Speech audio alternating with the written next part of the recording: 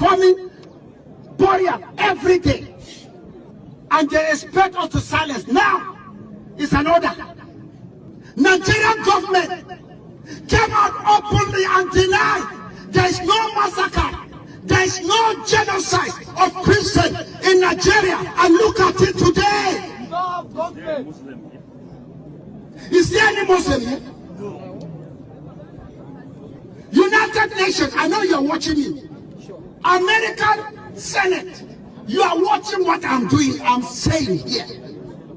Special advisor to Trump. Now, please tell Trump to save our life in Nigeria.